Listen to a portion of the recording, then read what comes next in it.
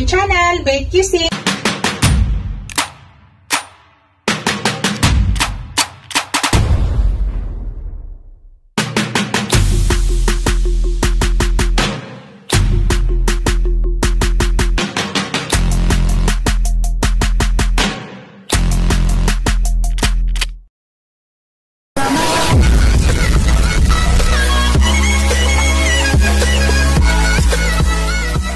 Guys, to this video guys, i-share ko lang sa inyo ang aking recipe for today. May recipe for today guys ay sinarsahang pork ribs. Ayan po yung ating pork ribs guys. Kinat ko lang siya ng ganyan kaliit guys para madali po siya lutuin. Yan. At huhugasan pa natin yan guys. Ito yung mga ingredients na ihalo ko sa aking sinarsahang pork ribs. Yan, gagamit tayo ng onion, garlic, butter, gagamit tayo ng soy sauce, gagamit tayo ng oil, gagamit tayo ng tomato paste. Napakasimple lang nito guys, pero pasarapin natin. Yan. Gagawa tayo ng sinarsahang pork ribs. Yan. Unang gawin natin guys ay linisan muna natin yung meat. Tapos gayatin natin ang ating onion at saka garlic.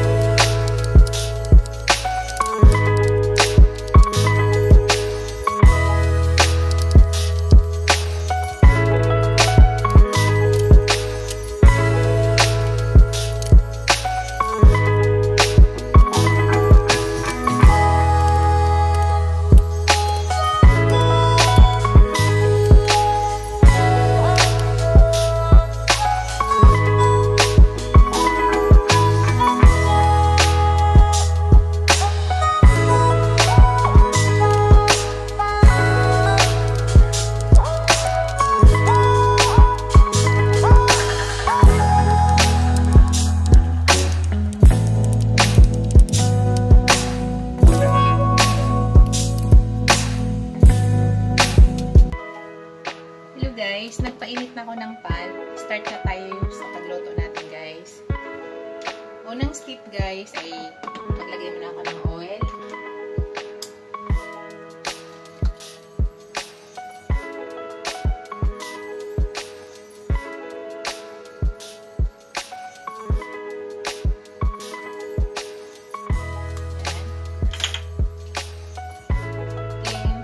Igisa na natin guys ang ating garlic at saka ating onion. Hanahin ko muna yung ating garlic.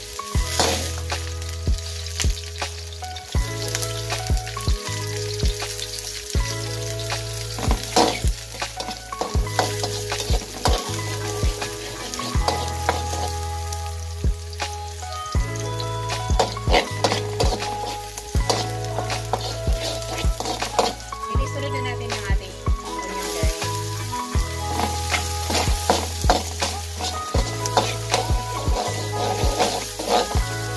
Lutuin muna natin ang ating onion guys.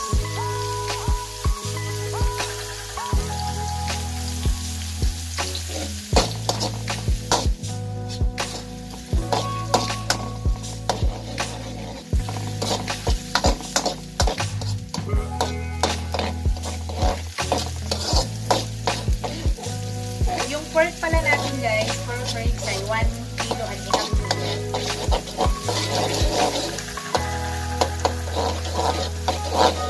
So, yan mo lang natin maluto yung ating onion guys.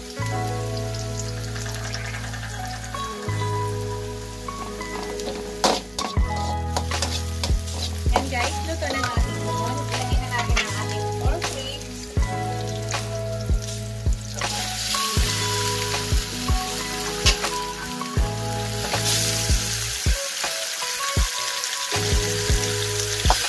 Inayat ko lang siyang ganyan guys para madali maluto.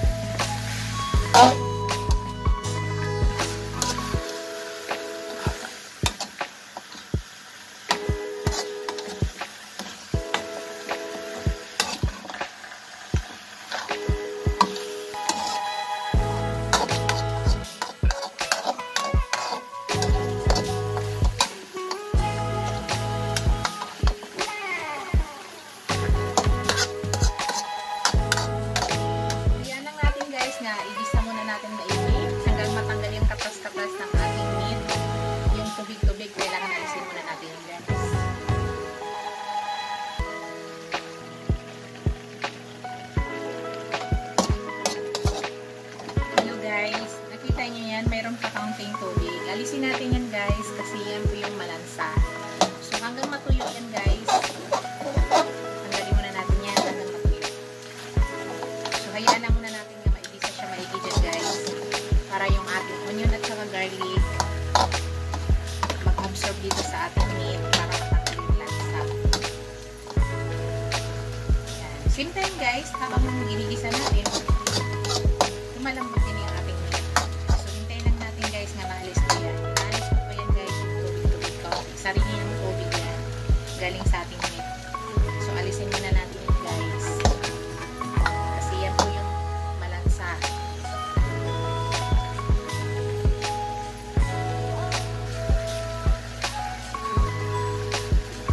Yan guys. Kita nyo wala na. Wala na siyang tubig. So sa ngayon guys, maglalagay ako ng toyo.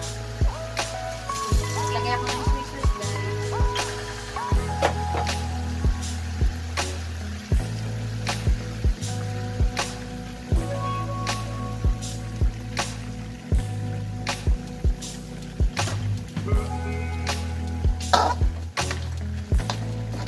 So hayaan lang natin guys na yung soy sauce ay absorb ng ating meat bago tayo magpapalambot na ng ating meat.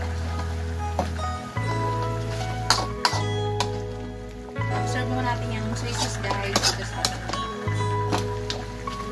So hayaan lang muna natin yan na ma-absorb dyan.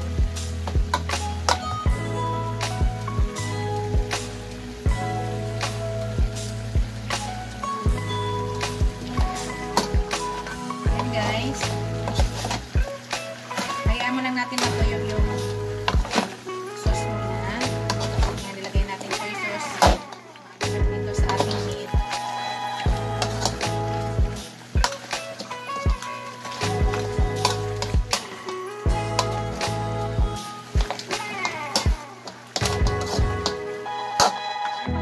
Dito guys, mag-time tayo ng 45 minutes. I-check po natin kung yan ay malambot na. Depende po kasi yan sa meat natin guys. Minsan kasi yung meat natin ay matigas. Kaya more than 45 minutes. Puro magta-time tayo ng 45 minutes para sa ating magpalambot. Kasi medyo makapal ang pagkakain ng ating meats.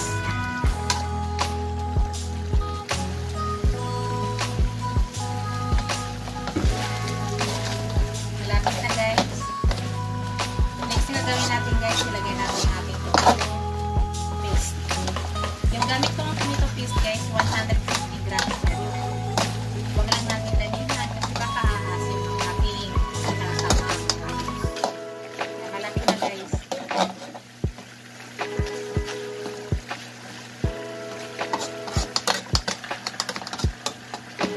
Malapit na. Absorb muna natin lahat yan.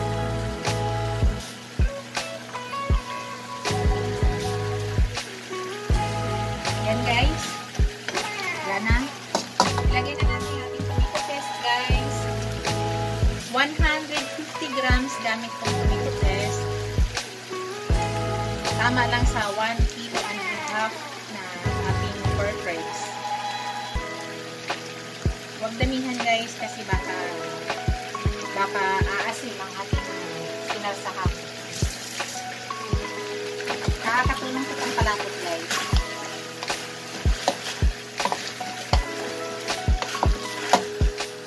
Mix lang natin maigi yan guys para mag-imbay. Tapos maglagay na tayo ng water para sa palambot sa ating meat.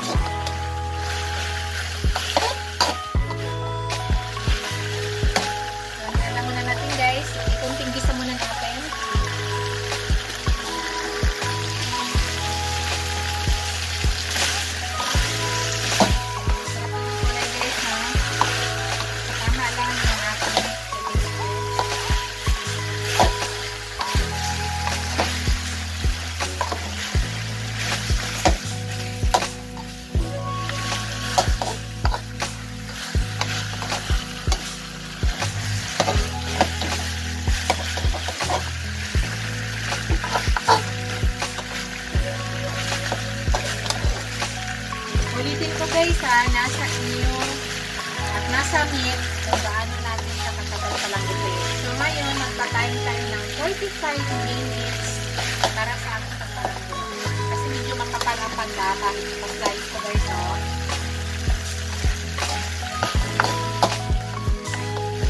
Ayun guys, maglalagay na ako ng water.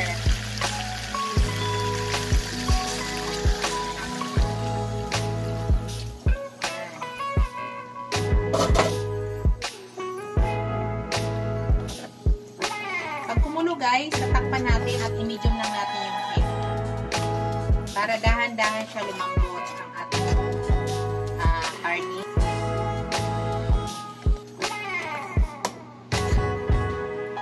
Yan guys, hintayin natin kumulo at tatakpan po natin.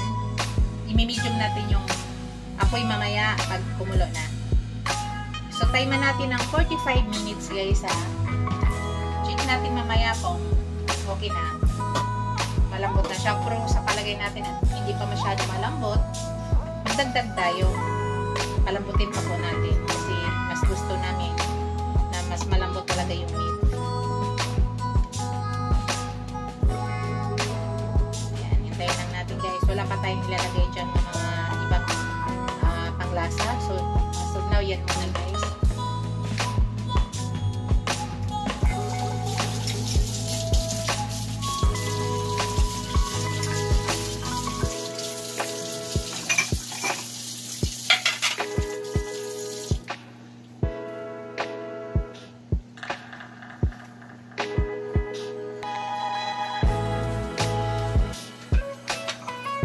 Yan guys, nakita nyo na, kumukulo na po.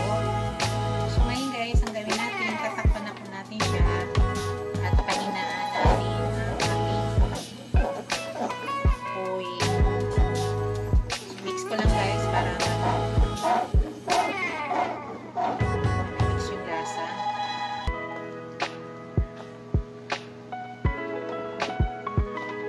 So sa palagay ko naman guys, hindi siya matigas.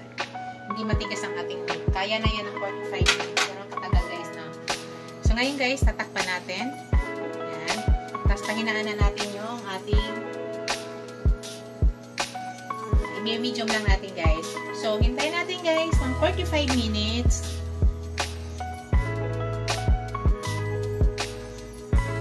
Hello guys. After 45 minutes sa pagpalambot natin guys, check na natin guys.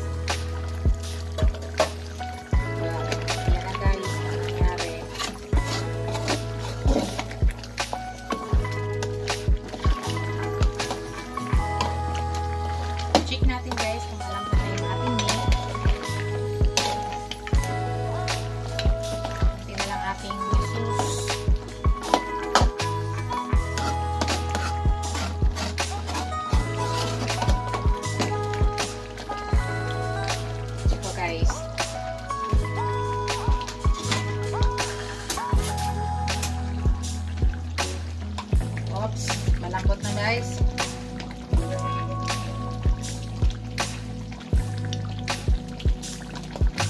So malambot na ang ating meat guys. So continuous lang natin hanggang umunti ang ating sauce mag-absorb dito sa ating meat. So sa ngayon guys, titimplahan ko muna siya. Maglagay ako ng a little bit of asin.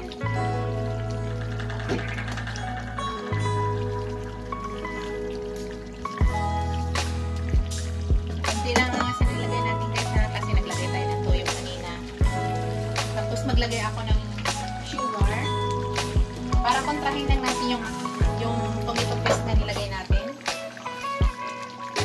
Konti lang ang sugar guys. 2 scoop of sugar, small scoop. Yan, huwag niyo damihan kaya makakatamis din. Tapos i-mix ko na guys.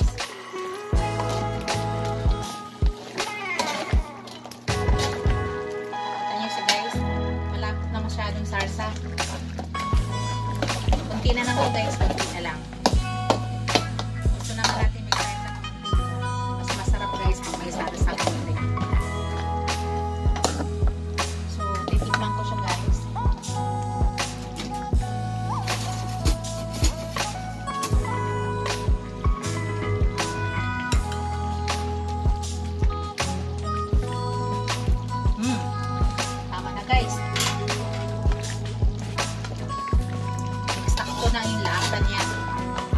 guys, maglagay na ako ng butter.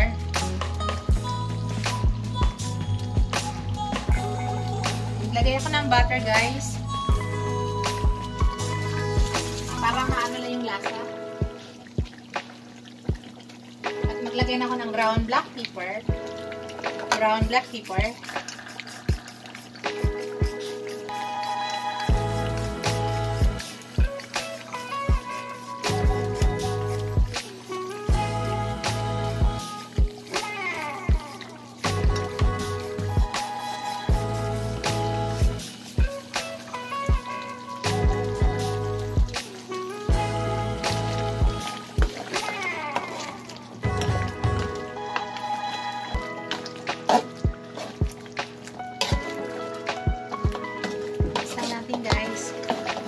Konti na lang ang pagkain natin. So, konti na lang guys. Malapit na po siya. Tunawin muna natin yung butter.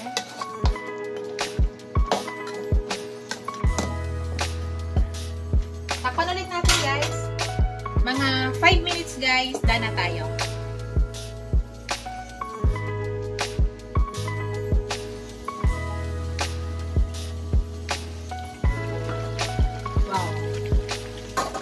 Na guys.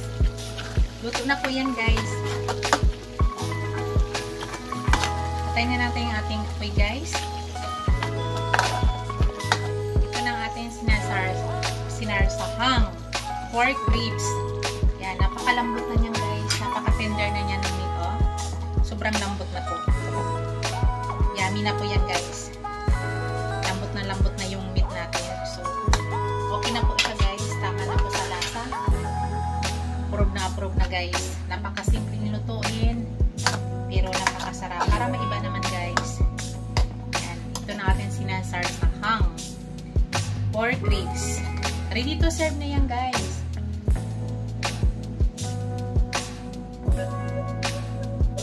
Hello guys. Ito na ang ating finished product. Ito na ating sinarsahang pork ribs. Yummy guys. Napakasarap. Tamang-tama lang po yung lasa, guys. Sana nagustuhan nyo, guys. Thank you for watching, guys. Don't forget to like, comment, and subscribe to my channel. Thank you sa lahat ng mga supporters ko, aking mga subscriber, aking mga super chatters, aking members. Thank you so much sa inyo, guys. Thank you sa mga supportan nyo. Huwag po sana kayong magsawang suportahan ng aking channel. Sana nagustuhan nyo guys ang aking recipe for today. Thank you. God bless us all. Bye. See you in my next video guys. Bye.